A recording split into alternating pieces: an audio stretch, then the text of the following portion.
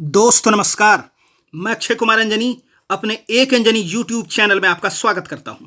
Social science series को आगे बढ़ाते हुए आज हम आपके सामने एक वीडियो लेकर उपस्थित हुए हैं जिसमें हम हिस्ट्री के अंतर्गत यूरोप में राष्ट्रवाद के प्रसार के बारे में चर्चा करेंगे। वैसे तो यह कोर्स बोर्ड एग्जाम को ध्यान में रखकर डिजाइन किया गया है, परंतु इससे वैसे स्टूडेंट को भी काफ़ी लाभ होगा जो प्रतियोगिता परीक्षाओं की तैयारी के शुरुआती दौर में हैं। यहाँ बेसिक कंसेप्ट को सरलता से समझाने का प्रयास किया जाएगा, तो कृपया इस वीडियो के अंत तक बने रहें और इसे ज़्यादा से ज़्यादा लाइक और शेयर करें।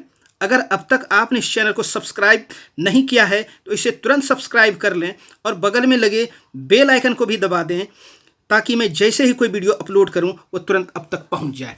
तो चलिए स्टार्ट करते हैं। जो है यूरोप में राष्ट्रीयता को बढ़ावा देने वाले जो सहायक तत्व है वो कौन कौन से। इससे पहले वाले वीडियो में आप लोगों ने देखा होगा कि जो राष्ट्र है, राष्ट्र किसको कहते हैं, राष्ट्रवाद क्या है, और उसके बाद जो है उग्र राष्ट्रवाद, इसको भी हम लोगों ने देखा था। ये आपको थोड़ी सी झलक दिखा देते हैं, यहाँ पर आप लोगों ने देखा था। और इसके माध्यम से जो आपको एक चीज़ समझ में आनी जो है चाहिए वो ये कि जो है हमको उस तरह का प्रयास करना है जिसमें लोगों के बीच जो है एकता का संचार हो, चाहे आप पेंटिंग के माध्यम से, गीत के माध्यम से, लेखनी के माध्यम से, कहानी के जो कोई भी तरीका हो उसके माध्यम से अगर आप देश के लोगों में एकता लाने का प्रयास करते हैं, राष्ट्रवाद है। चलिए आगे हम लोग देखें कि आज का जो चीज़ है, हम लोग देखेंगे कि राष्ट्रवाद का प्रसार होता है यूरोप से, और यूरोप में जो राष्ट्रवाद को जो बढ़ावा देने वाले जो सहायक तत्व हैं उसको हम लोग समझने का प्रयास करेंगे। हम लोग यहाँ पर यह भी समझने का प्रयास करेंगे कि किस तरह से यूरोप में राष्ट्रवाद का विकास होता है और उस राष्ट्रवाद के विकास को किस तरह से बीच में रोक दिया जाता है, और रोक देने के बाद क्या लोग रुक जाते हैं या फिर आगे बढ़ते हैं। प्रतिक्रियावादी जो है ताकतों की जीत होती है या उदारवादी ताकतों की जीत होती है, इसको जो हम लोग इस वीडियो में समझने वाले हैं। तो कृपया ध्यान से जो है देखिए, इस चीज़ को अच्छे तरीके से समझने का प्रयास कीजिएगा।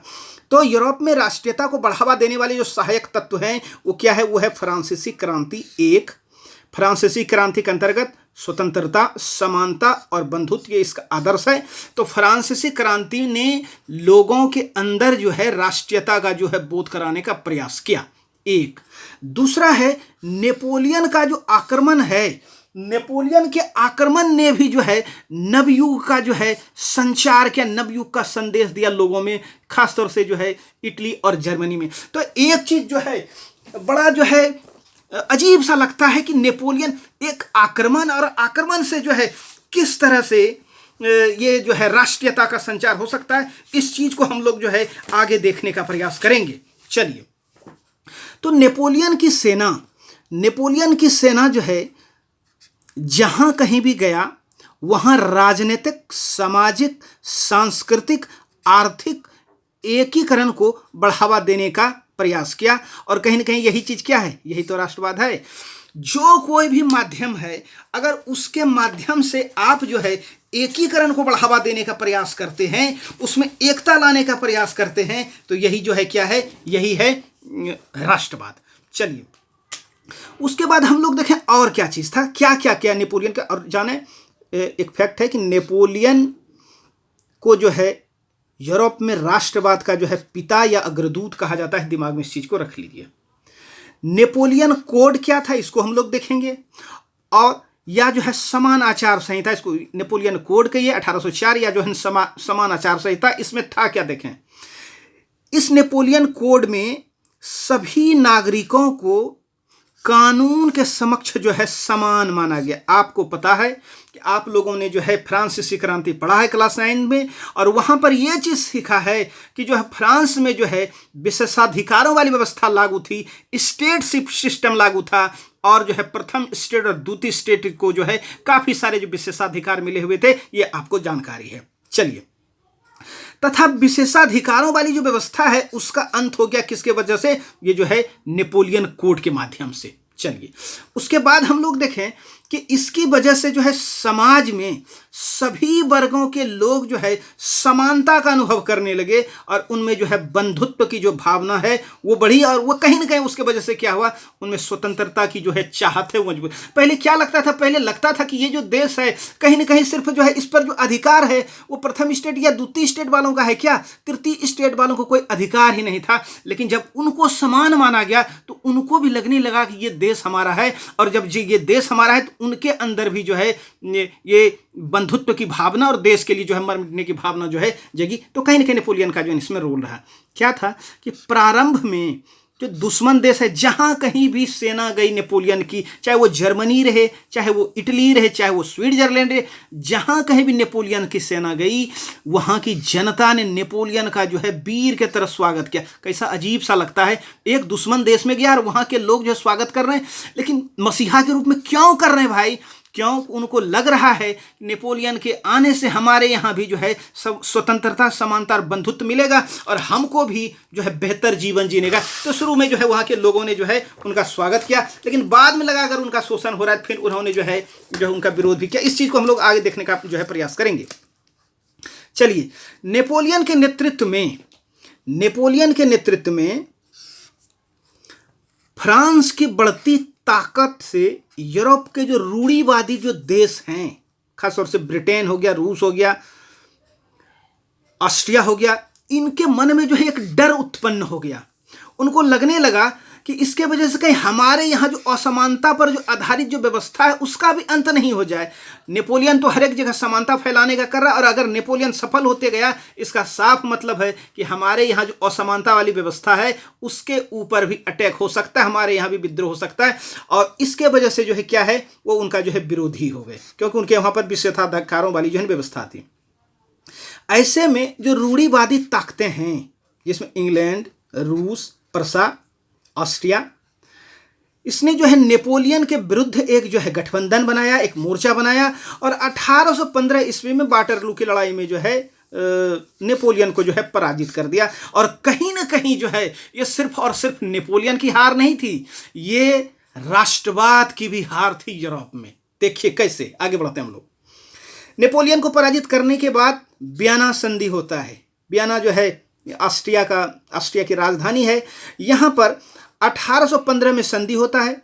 ये अध्यक्ष इसके होते हैं मेटरनिक। ये घोर प्रतिक्रियावादी होते हैं। प्रतिक्रियावादी उसको कहते हैं जो उदारवाद के जस्ट अपोजिट होते हैं। तो नेपोलियन उदारवादी और उनका जो घोर प्रतिक्रियावादी जो कौन, ये मेटरनिक, इनके अध्यक्षता में। सम्मेलन के सदस्य कौन कौन थे? ब्रिटेन, रूस, प्रसा, ऑस्ट्रिया, ये सम्मेलन के सदस्य थे। ये जो सम्मेलन हो रहा था इसका उद्देश्य क्या था? इसका उद्देश्य था कि नेपोलियन के द्वारा जो लाए गए बदलाव है उनको समाप्त करना। अब देखिए, जहां कहीं भी नेपोलियन की सेना गई वहां पर उन्होंने एकीकरण का प्रयास किया। अगर ये टुकड़ा बिखरा हुआ है तो इन बिखरे हुए टुकड़ों को जो एकीकृत करने का प्रयास किया। जैसे देखिए, आपको मैं दिखाता हूं थोड़ा सा। यहाँ पर आप देखेंगे नेपोलियन की सेना जो है इटली भी गई, और इटली जो यहाँ पर जो सैकड़ों टुकड़ों में बिखरे हुए था, लेकिन इसको बड़ी बड़ी प्रशासनिक इकाई में बांट के छोटे बड़े बड़े टुकड़े में किया, और वहां पर एक जैसे जो है नियम कानून लाने का प्रयास किया। इससे क्या हुआ, और यहाँ पर जो है ये डेवलपमेंट के भी जो है कार्य किए गए। इससे क्या हुआ, वहां के लोगों में राष्ट्रीयता का विकास हुआ। ये किसके वजह से? नेपोलियन की वजह से। अब इस चीज को देखिएगा कि नेपोलियन इसको जोड़ने का काम किया था, अब बाद वाले लोग इसको जो तोड़ने का काम करेंगे। तो थोड़ा सा इसको समझने का प्रयास कीजिए। तोड़ने का जैसे कोई काम करे हम क्या कहेंगे, वो राष्ट्रवादी नहीं, वो प्रतिक्रियावादी है, चाहे कोई भी रहे। उसके बाद जो है यूरोप में जो शक्ति संतुलन है उसको कायम करना था। नेपोलियन के द्वारा बहुत सारे क्षेत्र जीते गए थे, कहीं ना कहीं इससे जो है फ्रांस की शक्ति जो है मजबूत हुई थी, और फ्रांस की जो ताकतें थी उसको ऐसा लगता था कि इसको जो है संतुलन करना जरूरी है, नहीं तो जो है फ्रांस ज़्यादा ताकतवर हो जाता। ये संतुलन भी किया गया। क्या क्या किया गया देखिए। इसके वजह से मेटरनिक युग का प्रारंभ हुआ। मेटरनिक युग 1815 से 1848 को मेटरनिक युग कहा जाता है। इसका प्रारंभ होता है और इसी के साथ नेपोलियन युग का जो है समाप्त हो जाता है। मतलब उदारवाद का समाप्त और जो है प्रतिक्रियावाद जो है यहां से प्रारंभ हो जाता है। फ्रांस में क्रांति से पूर्व वाली व्यवस्था के तहत फ्रांस में जो क्रांति हुई थी उससे पूर्व वाली व्यवस्था लाने के प्रयास किया जा रहा है। किसके वजह से? वियना सम्मेलन की वजह से, वियना कांग्रेस की वजह से। यहां पर बुर्बो राजवंश को फिर से स्थापित किया जाता है। आपको पता है कि लुई 16वां जो है बुर्बो वंश का राजा था, जिसके खिलाफ वहां पर क्रांति हुई थी, और बुर्बो वंश के राजा के तहत यहां पर जो है लुई 18वां को वहां का राजा बनाया जाता है। एक दूसरा चीज किया जाता है क्या कि जर्मनी का भी आपको मैप दिखाने का प्रयास करेंगे कि जर्मनी में जो है ये, जैसे ये जर्मनी आपको दिखाते हैं। ये जर्मनी जो है, ये जर्मनी में भी जो है क्या क्या चीज होता है। ये देखिए, ये बड़ा सा जो है प्रसा है, ये बड़ा सा प्रसा है, इधर बवेरिया, बोडेम्बर, बेडेन और हैंस है, और उसके बाद और छोटे छोटे चीज, और इनको जो है जर्मन संघ बनाया जाता है। लेकिन उसका अध्यक्ष ये प्रसा का नहीं बना के उसका अध्यक्ष बनाया जाता है किसको? ऑस्ट्रिया को, ताकि अगर प्रसा को इसका अध्यक्ष बना दें तो कल के डेट में लोग जो है प्रसा के नेतृत्व में ही अगर संगठित हो जाएंगे तो वहां पर राष्ट्रीयता का विकास होने लगेगा। हम लोग देखते हैं आगे चलकर इसको। चलिए, उसके बाद क्या होता है कि जर्मनी में जर्मन संघ का निर्माण किया जाता है, परंतु उसका जो है अध्यक्ष वो प्रसा को न बनाकर, प्रसा जो कि जर्मनी का था उसको न बना के किसका बनाया जाता है? अध्यक्ष बनाया जाता है ऑस्ट्रिया को। क्यों? राष्ट्रवाद को जो है रोकने के लिए। एक जर्मनी में 39 राज्यों का जो आर्थिक संघ ये नेपोलियन के द्वारा स्थापित किया गया था, इसको कायम रहने दिया गया। मतलब देखिए, एक चीज है कि वियना कांग्रेस के द्वारा जो व्यवस्था है उसको पूरी तरह से 100% जो है उल्टा नहीं जा सका, और इसी वजह से जो है कभी कभी यहां पर एक टर्म आता है नवरूढ़ीवाद का। आप पढ़ेंगे किताबों में कि नवरूढ़ीवाद क्या है। नवरूढ़ीवाद वह चीज है, नया रूढ़ीवाद वह चीज है जिसमें पूरी तरह से जो व्यवस्था है उसको बदल के पूर्व वाली स्थिति में नहीं जा पाना, यही नवरूढ़ीवाद है। मतलब नेपोलियन के कुछ बदलावों को रहने दिया गया, जैसे ये 39 राज्यों का जो है ये जोल्बरीन संघ अगर नहीं रहता तो इसको भी समाप्त कर दिया जाता, इसको रहने दिया गया। एक चलिए आगे देखें थोड़ा सा क्या है कि इटली में सिसिली और नेपल्स का जो प्रदेश है वो बुर्बो राजवंश को दे दिया। हम आपको मैप में दिखाएंगे। ये फर्डिनेंड को दे दिया जो कि बुर्बो वंश से था। लोम्बार्डी और वेनेसिया जो है ऑस्ट्रिया को दे दिया। एक उसके बाद जो है रोम का जो क्षेत्र है उसके आसपास का क्षेत्र, ये क्षेत्र दे दिया गया पोप को। देखिए, नेपोलियन ने जोड़ने का काम किया था और वियना कांग्रेस ने इसको किस तरह से तोड़ने का काम करा। जैसे तोड़ने का काम क्या होगा? क्या वो राष्ट्रवाद होगा? आपका जवाब होगा नहीं। पर्मा, मेडोना और टस्कनी, यहां पर जो है हैप्सबर्ग का जो है राज्य स्थापित किया जाता है, और पिडमोंट और सार्डिनिया ही सिर्फ एक था जहां पर इटली से संबंधित जो है राजवंश थे। हम लोग इटली के एकीकरण में भी इसको थोड़ा सा विस्तार से देखने का प्रयास करेंगे। देखिए, आपको मैप में दिखाते हैं थोड़ा सा। आप देखेंगे कि यहां पर देखिए ये लोम्बार्डी और वेनेसिया ये किसको दे दिया गया? इस पर ऑस्ट्रिया से संबंधित जो बुर्बो वंश है उसके हवाले इसको कर दिया गया। नहीं, ये ऑस्ट्रिया को दे दिया, एकदम ये ऑस्ट्रिया को दे दिया गया। लोम्बार्डी और वेनेसिया एक। ये पर्मा, मेडोना और जो टस्कनी है यहां पर हैप्सबर्ग, जो कि ऑस्ट्रिया में भी हैप्सबर्ग था, तो पर्मा, मेडोना और टस्कनी ये किसको दे दिया जाता है? हैप्सबर्ग को दे दिया जाता है। यहां पर आप देखेंगे यहां पर है रोम, और रोम को किसके अंदर दे दिया जाता है? वो पोप के अंतर्गत दे दिया जाता है। एक और ये जो सिसिली है और ये किसको दे दिया जाता है? ये सिसिली दे दिया जाता है जो है बुर्बो वंश। तो और ये लोम्बार्डी और वेनेसिया ही इटली से संबंधित था, यहाँ के राजवंश से। तो हम लोग देख रहे किस तरह से नेपोलियन इसको जोड़ने का काम किया था, और ये लोग इसको तोड़ के इसलिए बिखर रहे हैं, इसलिए उनको टुकड़ा टुकड़ा कर रहे हैं ताकि वहां पर राष्ट्रवाद का प्रसार नहीं हो सके। लेकिन हम लोग देखते हैं क्या प्रतिक्रियावादी ताकतें इसको रोकने में सफल पूरी तरह से होती है, या फिर से जो यहाँ पर जो है राष्ट्रवादियों की या उदारवादियों की जीत होती है। इसको समझने का प्रयास करते हैं। हम लोग आगे बढ़ते हैं।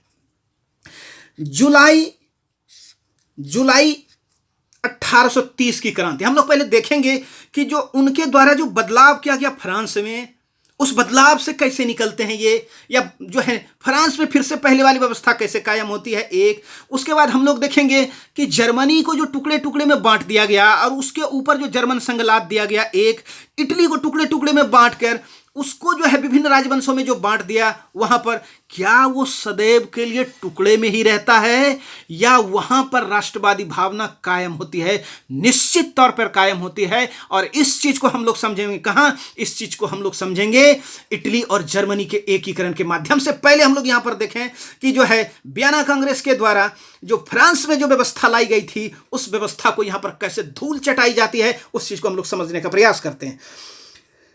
ये 1830 में यहां का जो शासक था, वो शासक था जाकर के जो है चार्ल्स दसम। ये चार्ल्स दसम जो है ये निरंकुश और प्रतिक्रियावादी शासक था। कौन? चार्ल्स दसम। चार्ल्स दसम ने अपना जो प्रधानमंत्री है वो पोलिग्नेक को बनाया। ये जो पोलिग्नेक है इसको प्रधानमंत्री बना, ये जो प्रतिक्रियावादी था, कट्टर प्रतिक्रियावादी। और प्रतिक्रियावादी का संघर्ष जो है उदारवादियों से होना जो है लाजमी है। पोलिग्नेक ने लुई 18वां जो शासक बने थे, लुई 18वां द्वारा जो लागू समान आचार संहिता है। देखिए एक चीज बता दें, वियना कांग्रेस के बाद लुई 18वां को वहां का शासक बनाया गया, लेकिन वहां पर जो समान नागरिक संहिता नेपोलियन के द्वारा लागू किया गया था, उसमें इनके द्वारा छेड़छाड़ नहीं किया जाता है और उनको जो है चालू रहने दिया जाता है, वहां पर लागू रहने दिया जाता है। लेकिन जब चार्ल्स दसम आता है और वो प्रधानमंत्री बनाते हैं पोलिग्नेक के, तो वो क्या करते हैं, उस समान नागरिक संहिता को हटाकर उसके स्थान पर कुलीन वर्गों को विशेषाधिकार जो है से युक्त करने के लिए जो व्यवस्था लाने का उनके द्वारा प्रयास किया जाता है, लोग इसका जबरदस्त विरोध करते हैं। साथ ही साथ जो प्रतिनिधि सदन है, प्रतिनिधि सदन का मतलब नेशनल असेंबली, नेशनल असेंबली में इसका जो है नेशनल असेंबली में जो घनघोर विरोध होता है। फलतः चार्ल्स दसम ने क्या किया, बिना नेशनल असेंबली में गए, प्रतिनिधि सभा में गए, प्रतिक्रिया स्वरूप 25 जुलाई 1830 को जो है 4 अध्यादेश जारी किए और उदारवादी तत्वों का जो है गला घोटने का जो है प्रयास किया। अब देखिए क्या है अध्यादेश, क्या होता है, आपको थोड़ी सी सिविक्स की जानकारी होनी चाहिए कि अध्यादेश वह चीज होता है जिस समय जो है सदन कार्य नहीं कर रहा होता है, उस समय राष्ट्रपति या राजा उनको यह अधिकार है कि वो जो है कोई कानून बना सकता है। और यहां पर जो है चार्ल्स दसम ने जानबूझ के इस तरह का अध्यादेश जारी किया प्रतिनिधि सभा को नीचा दिखाने के लिए। क्या आपको लगता है उनमें विरोध नहीं होगा? निश्चित तौर पे देश में इसके वजह से क्या हो गया, गृह युद्ध प्रारंभ हो गया। किनमें? प्रतिक्रियावादियों में और जो है उदारवादियों में या राष्ट्रवादियों में। और यहीं से जो है क्रांति का जो है प्रारंभ होता है। ऐसे में चार्ल्स दसम फ्रांस की जो है राजगद्दी त्याग कर इंग्लैंड भाग जाते हैं और फ्रांस में बुर्बो वंश का जो है क्या हो जाता है, पतन हो जाता है, एक बार फिर से अंत हो जाता है।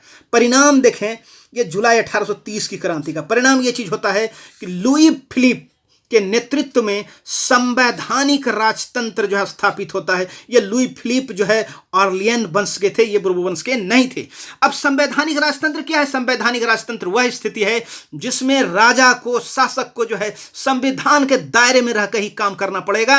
अपने मन से जो है वो निरंकुश या जो मन मर्जी होगा उस तरह का कानून, नियम कानून नहीं बना सकता है। तो लुई फिलिप जो है शासक बना इस शर्त पर वो जो है संवैधानिक राजतंत्र को लागू करेगा। उसके बाद हम लोग देखें एक और क्रांति होती है, कब? ये 1848 की क्रांति। चलिए इसमें क्या होता है देखें। वैसे तो लुई फिलिप जो उदारवादी शासक था, परंतु वह बहुत अधिक महत्वाकांक्षी था और जब महत्वाकांक्षी रहेगा तो उनका कहीं ना कहीं टकराव होगा। लुई फिलिप ने 1840 में गीजो को अपना प्रधानमंत्री बनाया जो कि प्रतिक्रियावादी था। अब जब प्रतिक्रियावादी, वो प्रधानमंत्री भी प्रतिक्रियावादी, ये प्रधानमंत्री, तो टकराव की स्थिति तो बनती है लोगों से। उसके कार्यकाल में, गीजो के कार्यकाल में भूखमरी, बेरोजगारी, इसकी समस्या बहुत ज्यादा व्याप्त हो गई और लोगों में जो है हाहाकार मच गया। फलतः लोग जो है पुनः एक बार जो है विद्रोह के मूड में आ गए और उन्होंने जो है फिर से एक बार जो है क्या कर दिया, विद्रोह कर दिया। ऐसे में लुई फिलिप फिर से क्या करते हैं, गद्दी त्याग कर फिर भाग जाते हैं, ये भी इंग्लैंड। इसका परिणाम क्या होता है? परिणाम होता है इंग्लैंड में गणतंत्र स्थापित किया जाता है। अब फिर कहेंगे गणतंत्र क्या है? गणतंत्र वह व्यवस्था है जिसमें जो हेड ऑफ द स्टेट है, शासन का जो प्रमुख है, वो जो है वंशानुगत नहीं होकर उनका जो चुनाव होगा, उनका चुनाव लोगों के द्वारा होगा। मतलब साफ है, अब जो राष्ट्रपति होंगे उनका चुनाव होना है किसके द्वारा? जनता के द्वारा। यह व्यवस्था की गई कब? 1848 की क्रांति के द्वारा। 21 वर्ष से ऊपर के सभी जो वयस्क पुरुष हैं उनको मताधिकार दे दिया गया। देखिए, सिर्फ वयस्क पुरुष महिलाओं को नहीं, ये दिमाग में रखिएगा।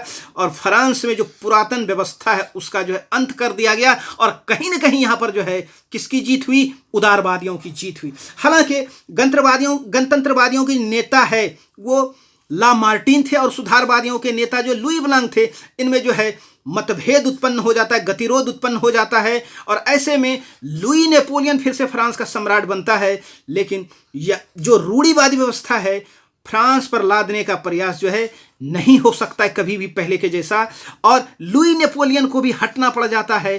कब? 1871 में, जब जो है जर्मनी का एकीकरण संपन्न होता है फ्रांस को हराकर, और इस तरह से फ्रांस एक बार पुनः जो गणतंत्र हो जाता है।